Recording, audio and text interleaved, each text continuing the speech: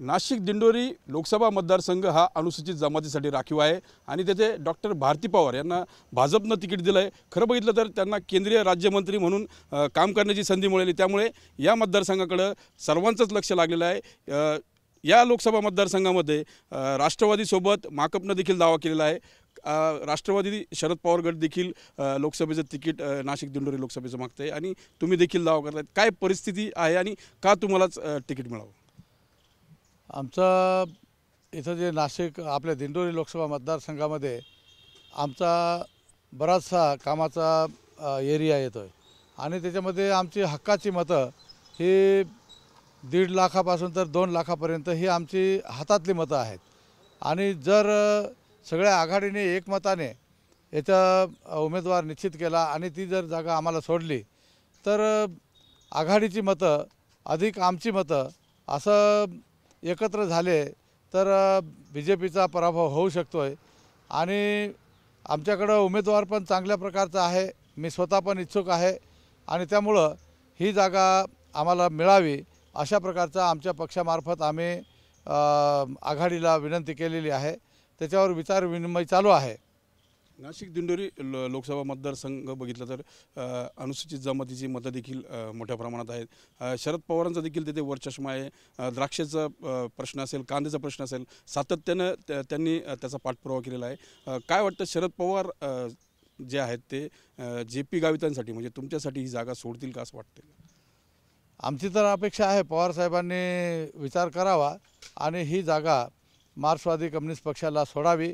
आमचं इथं जे काम आहे ते लोकांमध्ये सतत चळवळ आहे। शेतकऱ्यांच्या प्रश्नांवरती आम्ही सतत लढत आलेलो आहोत आणि आत्ताच मागे 8 दिवसापूर्वी नाशिकला आमचं 6-7 दिवस धरणं आंदोलन होतं आणि त्याच्यात प्रश्न होते शेतकऱ्यांचे आणि त्या शेतकऱ्यांच्या प्रश्नामुळं शेतकरी वर्गामध्ये मार्क्सवादी कम्युनिस्ट पक्षाच्या ह्या चळवळीचा बराचसा परिणाम झालेला आहे आणि आतापर्यंत नाशिक जिल्ह्यामध्ये मार्क्सवादी कम्युनिस्ट पक्ष आणि किसान सभा हेच फक्त शेतकऱ्यांच्या बाजूचे प्रश्न उचलतात आणि त्याला थोड्याफार अंशाने त्याला सरकारने सुद्धा नाईलाजाने का असेना परंतु त्यांना मान्यता दिलेली आहे आणि ते प्रश्न सोडवलेले आहेत आणि ही जी काही एकंदरीत परिस्थिती आहे याचा इम्पॅक्ट नक्कीच ह्या संबंध जनरल शेतकरी असेल, आदिवासी असेल, ह्या शेतकऱ्यांवरती झालेला आहे आणि त्याचा फायदा मिळू शकतो आहे आणि हे आम्ही CPMने केलेलं आहे। त्यामुळं CPMच्या बद्दल आज लोकांमध्ये थोडी सिंपती आहे, सहानुभूती आहे, अशा प्रकारची आम्हाला खात्री आहे। नाशिक दिंडोरी लोकसभा मतदारसंघाची मतदानाची गणितं जर बघितली तर भाजपचं मतदान आणि त्यासोबत राष्ट्रवादी, माकप आणि वंचित यांच्या जर मतांची मागच्या निवडणुकीची गणितं जर बघितली तर जवळपास सारखी मतं आहे। मग या ठिकाणी एकाच एक उमेदवार हा गरजेचा आहे। मतविभाजनाचा फटका या ठिकाणी बसू शकतो, त्यामुळे एकाच एक उमेदवार मिळावा का अशी तुमची काय मागणी?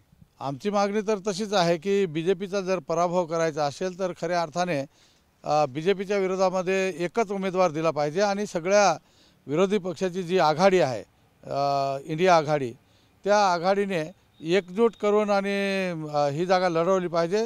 100% BJPचा पराभव होऊ शकतो आहे, परंतु जर याच्यामध्ये थोडं गफलत झाली, कुठंतरी नाराजी झाली तर याचा फटका हा आघाडीच्या उमेदवाराला बसू शकतो आहे आणि म्हणून ती जर परिस्थिती टाळायची असेल तर मला वाटतं की पवार साहेबांनी दूरवरचा विचार करून आणि मतदारसंघाचा पण विचार करून ही जागा मार्क्सवादी कम्युनिस्ट पक्षाला सोडावी अशा प्रकारची आमची अत्यंत आग्रही भूमिका आहे। तर हे होते JP गावित जे माकपकडून नाशिक दिंडोरी लोकसभेसाठी इच्छुक आहेत आणि एकाच एक उमेदवार दिला तर त्या ठिकाणी महाविकास आघाडीचा विजय जो आहे तो निश्चित मानला जातो आहे असा देखील दावा JP गावितांनी केला आहे। कॅमेरा पर्सन आकाशसह मी मनोज गाडेकर, TV9 मराठी, नाशिक।